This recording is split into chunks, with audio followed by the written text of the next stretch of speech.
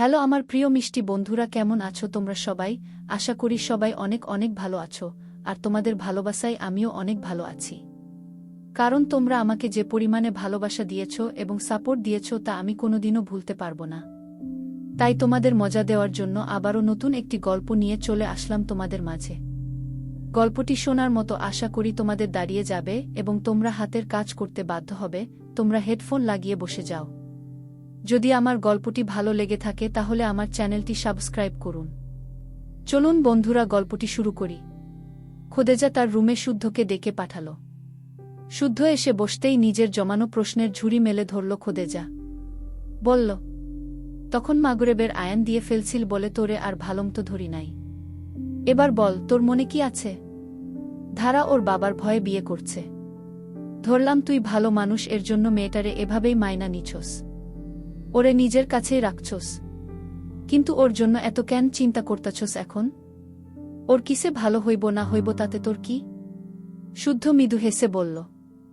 আম্মা, কি শুরু করলে বলো তো? খোদেজা নাছোড় বান্দা, সবটা জেনেই ছাড়বে সে আজ। বলল, না, তুই আমারে সরাসরি এখন বলবি। এতদিন তোদের সম্পর্ক নিয়ে অনেক দোটানায় কাটাইছি।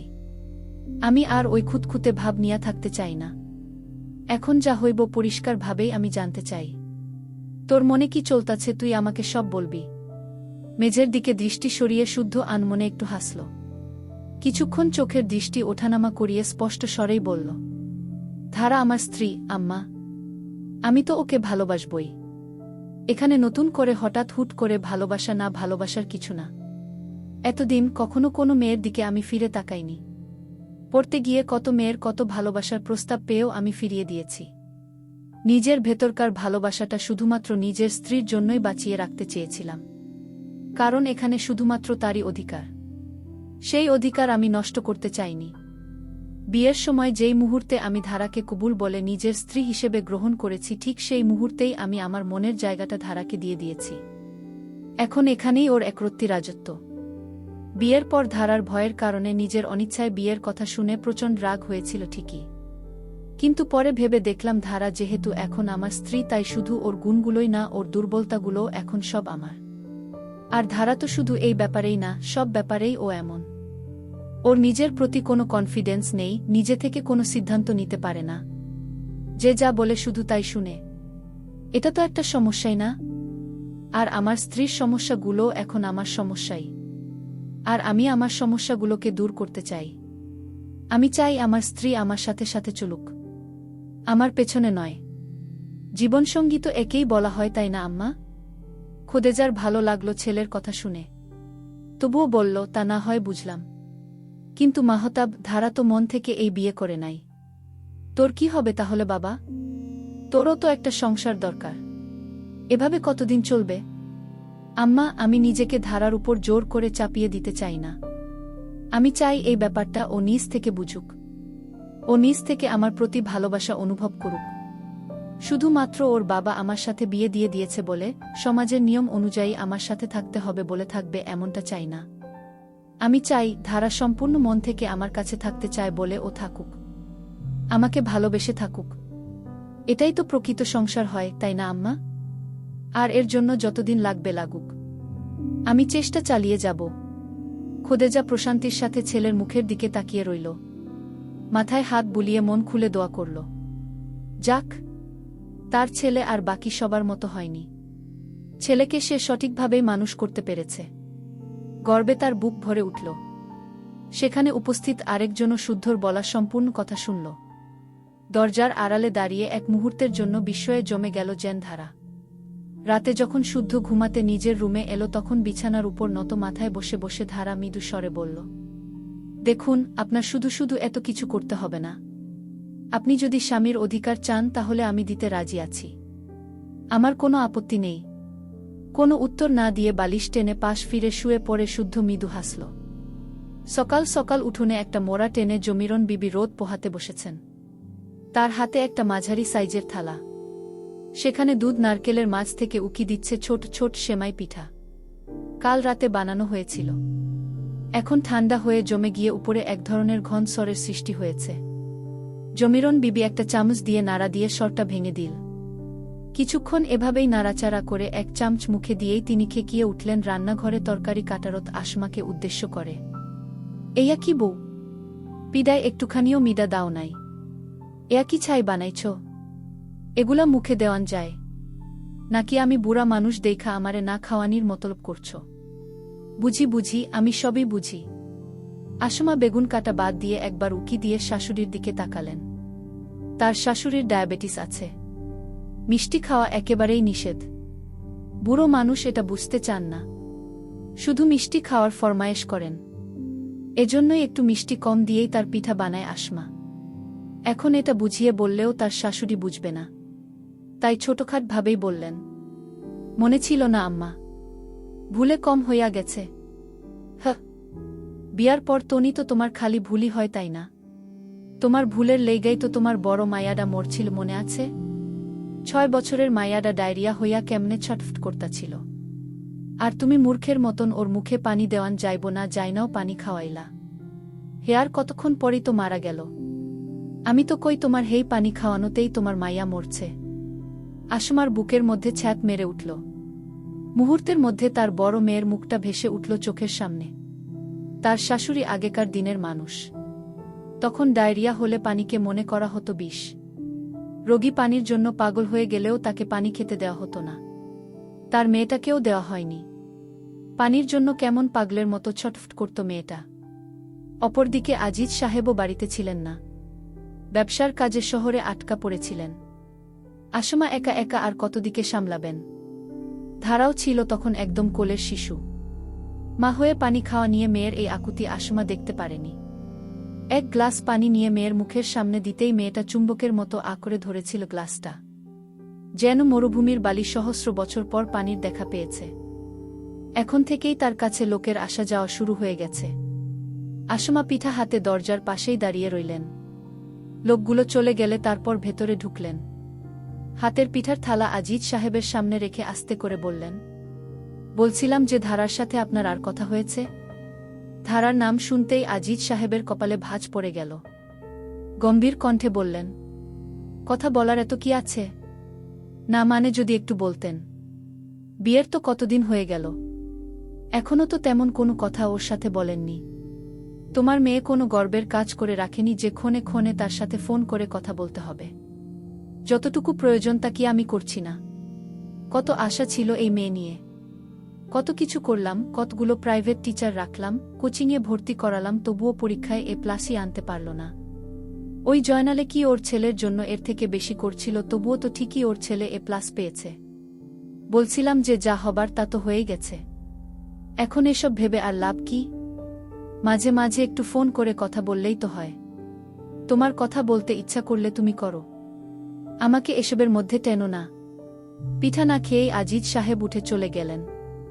চুমকি সবেই স্কুল থেকে ফিরেছে। ভাতের থালা হাতে নিয়েই সে বাইরে চলে এলো। তার মধ্যে আছে শুধু দুরন্তপনা। কোনো দিকে দাঁড়িয়ে একটু স্থির হওয়া যেন তার স্বভাবে নেই। সে গ্রোগাসে ভাত গিলছে আর গভীর মনোযোগ নিয়ে শুদ্ধর কাজ দেখছে। শুদ্ধর পরনে সবুজ রঙের একটা শার্ট আর ব্লু জিন্স। উদ্দেশ্য ছিল তার বাইরে বেরোবারই। হঠাৎ পরিবর্তন করে হাতে একটা দা উঠিয়ে নিয়েছে। কতগুলো বাঁশকে টুকরো টুকরো করে রাখছে পুকুর পাড়ে একটা মাচা বানাবে বলে। দক্ষিণ দিকের পুকুর, দাঁড়ালেই দক্ষিণা হাওয়ায় প্রাণ জুড়ে যায়। মাচা বানিয়ে বসার একটা ব্যবস্থা করলে খারাপ হবে না। শুদ্ধদের বাড়িতে দরজার বাইরেই ইট দিয়ে বাঁধানো বসার ব্যবস্থা করা। গ্রাম এলাকায় যেটাকে ওড়া বলে শনাক্ত করা হয়।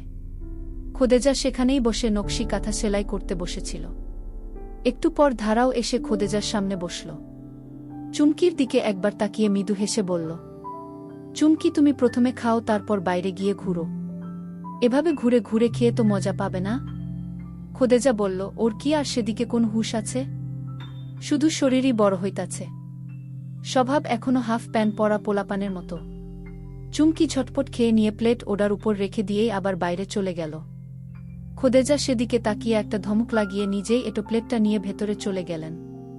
চুমকি পুকুর পাড়ের কাছ থেকে ডেকে উঠল, নতুন ভাবি, এদিকে আসো।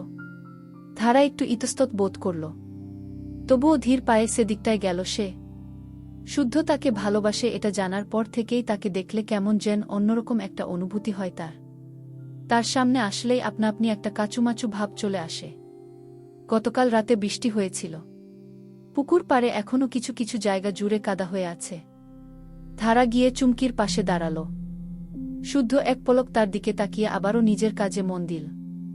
চুমকি বলল, নতুন ভাবি জানো, আমি না ছোটবেলায় শুধু গাছের উপর চড়ে বসে থাকতাম, একবার নাকি গাছের ডালের উপরেই ঘুমিয়ে পড়ছিলাম। কথাটা বলে চুমকি নিজের মনেই খানিক হাসল। ধারা বলল, আমিও খুব ভালো গাছে উঠতে পারি। চুমকি পুলকিত হয়ে বলল, সত্যি? ধারা কিছু বলতে যাবে তার আগেই শুনল শুদ্ধ পাশ থেকে বলছে, বিশ্বাস করলাম না। ধারা ভ্রু কুঁচকে বলল, বিশ্বাস না করার কি আছে? সত্যি। শুদ্ধ নিজের কথায় অনড়। নিজের কাজে মগ্ন থেকেই সে বলল, উহুম। আরে, আমি সত্যিই উঠতে পারি। আমি সত্যি বলছি। কি জানি। ধারা ঠোঁট ফুলিয়ে তাকিয়ে রইল। কি মুশকিল। সে বলছে সে পারে, তবুও কেন বিশ্বাস করছে না? শেষমেশ একটা মুখ ভেঙচি দিয়ে চুমকির দিকে তাকিয়ে শুদ্ধকে শুনিয়ে শুনিয়ে বলল, বেশ, আমি এখনই গাছে উঠে দেখাচ্ছি আমি উঠতে পারি কি না। তারপর নিশ্চয়ই খোঁচামারা লোকেদের খোঁচা দিয়ে কথা বলা বন্ধ হবে। এই কথা বলে গায়ের ওড়নাটা শক্ত করে কোমরের সাথে বেঁধে ধারা গাছে উঠার প্রস্তুতি স্বরূপ গোড়ায় পা দিতেই খোদেজা দূর থেকে চেঁচিয়ে চেঁচিয়ে আসতে লাগল, না না বু থাক, এই বিকেল বেলা তোমার আর গাছে উঠা লাগব না। এই সময়টা ভালো না। মাহতাবের কথায় কান দিও না তো। খোদেজার কথা শুনে ধারা ওড়না ঠিক করে নিজের পা গাছের থেকে সরিয়ে নিল। ধারার গাছে উঠা বন্ধ হয়ে গেছে দেখে চুমকিও সেখান থেকে চলে গেল। শুদ্ধ বলল, দেখেছেন, আমি জানতাম আপনি পারেন না। এর জন্যই আম্মার বাহানায় এখন ঠিকই সরে এলেন। জবি না, আপনি ভুল। বাহানার জন্য না। আমি মায়ের কথার সম্মান দিতে উঠিনি। আপনি যেহেতু এভাবে মানবেনই না, দাঁড়ান আমি এখনই উঠে দেখাচ্ছি। না না থাক, এত জোর করে উঠতে হবে না। তারপর আবার গাছ থেকে পড়ে পা ভেঙে বসলে আপনার বাবা বলবে তার মেয়েকে আমরা আঘাত দিয়েছি। আপনি তো আবার বাবার কথায় উঠেন আর বসেন। বাবার কথায় মাথা হেলিয়ে পড়ে আপনিও সেটাই বলবেন। ধারার মুখ ভার হয়ে গেল। খোদেজা বলে উঠল, এই মাহতাব তুই চুপ করত। নিজে এমন ভাব ধরস যেন নিজে সব পারস। সামান্য একটা লুঙ্গি পরতে পারে না, তার আবার বড় বড় কথা। ধারা কৌতূহলী হয়ে বলল, লুঙ্গি? হ্যাঁ লুঙ্গি। ছোটবেলায় মুসলমানির পর যখন লুঙ্গি পরতে হইতো মাহতাবে লুঙ্গি সামলাইতেই পারত না। একবার হইল কি, ওর চাচি মামিদের সামনে ওর লুঙ্গি খুইলা পইরা গেল। সবাই মিলে এতই খেপাইছে যে আমার ছেলেটা এরপর থিকা লুঙ্গি পরতেই ভয় পায়, সামলাইতে পারে না। শুদ্ধ অসহায়ের মতো মায়ের দিকে তাকিয়ে করুণ মুখে বলল, মা। খোদেজা পাত্তা না দিয়ে বলল, কি হয়েছে? আমি কোনো মিথ্যা কথা বললাম? কথাটা বলে খোদেজা নিজের কাজে চলে গেল। ধারা খেয়াল করল, আসলেই তো এতদিন হয়ে গেল গ্রামের ছেলে হওয়া সত্ত্বেও শুদ্ধকে তো আজ অবধি কখনো লুঙ্গি পরতে দেখা যায়নি। এমনকি খেতে যাওয়ার সময়ও সে পুরনো ট্রাউজার পরে যায়। শেষমেশ কিনা এত স্ট্রং ছেলের লুঙ্গি ভীতি। কথাটা ভাবতেই ধারা অট্টহাসিতে ফেটে পড়ল। হাসতে হাসতে তার চোখে পানি চলে আসার উপক্রম। শুদ্ধ ঠোঁটে মৃদু রসাত্মক হাসি ফুটিয়ে সেদিকে তাকিয়ে রইল। কিছুক্ষণ হাসতে হাসতে ক্লান্ত হয়ে পড়ে ধারা হাসির মাঝেই বলল, উফ, আমি আমার হাসি থামাতেই পারছি না। শুদ্ধ ফট করে বলে বসল, একটা কাজ করুন, আপনার বাবাকে একটা ফোন করুন। জিজ্ঞাসা করুন কিভাবে হাসি থামাতে হয়। বাবা বললে হয়তো পারবেন। ফস করে ধারার হাসি থেমে গেল। রাগে গা পিত্তি জ্বলে গেল তার। মুখ ফুলিয়ে বলল, আপনার সমস্যাটা কি বলুন তো? খোঁচা মেরে কথা না বললে কি আপনার ভালো লাগে না? সবসময় শুধু আমার পেছনে লেগে থাকেন। আচ্ছা যান, ঠিক আছে, আপনি সবসময় বলেন না যে আমি নিজ থেকে কিছু করতে পারি না, কোনো সিদ্ধান্ত নিতে পারি না। এখন আমি একটা সিদ্ধান্ত নিলাম, আপনার মতো